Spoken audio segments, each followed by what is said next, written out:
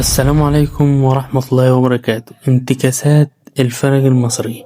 عنوان فيديو النهاردة هو انتكاسات الفرق المصري بعد اللي حصل من 3 فرق، ومن أكبر الفرق في الدوري المصري ومن أكبر الفرق في أفريقيا، بيخرجوا ال3 في يوم واحد وفي ساعة واحدة.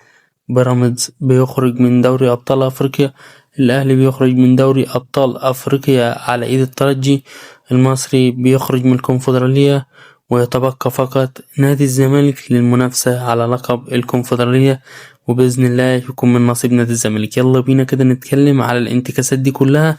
يلا بينا، دعمونا بلايك ومتابعة وصلوا على النبي أهم حاجة، ويلا بينا. أول انتكاسة النهاردة هنتكلم عليها هي خسارة الأهلي أمام الترجي التونسي ب3 أهداف مقابل هدفين، بعد شوط أول ممتع وممتاز لنادي الأهلي. لولا تألق حارس بالترجي لكان الأهلي خرج الشوط الأول ب3 أهداف أو بهدفين أقل ما يمكن. حارس الترجي التونسي كان في أفضل أحواله وقدر يطلع الشوط الأول بهدف واحد فقط دخل في مرماه، وتصدى لأكتر من 5 أهداف. خسارة أكيد هتأثر بشكل كبير جدا على النادي الأهلي بعد أداء ممتاز في الشوط الأول، ولكن الشوط الثاني نادي الأهلي تراجع بشكل كبير جدا وخسر المباراة. بيراميدز بيخسر أمام الجيش الملكي بهدفين مقابل هدف، ورسميا برضو خارج دوري الأبطال بمجموع مباراتين 3 أهداف للجيش الملكي مقابل هدفين لبيراميدز. بيراميدز النهاردة برضو كان في أسوأ أحواله، والجيش الملكي قدر يفوز جدا بمباراة كانت سهلة ومباراة ممتازة، قدر يلعب فيها وقدر يفوز في المباراة.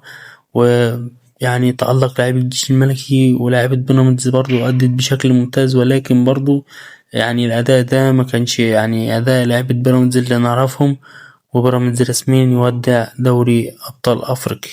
المصري البورسعيدي يتعادل سلبيا أمام شباب بلوزداد، ومعنى التعادل السلبي يعني بذلك خروج المصري من الكونفدرالية بسبب قاعدة الهدف بهدفين. المصري يعني بيخرج برضو بعد أداء يعني برضو ممتاز، تعادل في مباراة الذهاب بهدف لهدف، ومباراة الإياب ما قدرش يسجل هدف، وكده بيعلن نادي المصري خروجه وكمان من الكونفدرالية. يتبقى فقط نادينا الحبيب نادي الزمالك، واللي بإذن الله يكون منافس قوي جدا جدا جدا على بطولة الكونفدرالية، بطولة بإذن الله تكون من نصيب نادي الزمالك. نتمناها تكون من نصيب نادي الزمالك. وبس كده، دي كانت حلقتنا النهاردة. متنساش تعملونا باللايك والمتابعة ونصلي على النبي أهم حاجة، والسلام عليكم ورحمة الله وبركاته.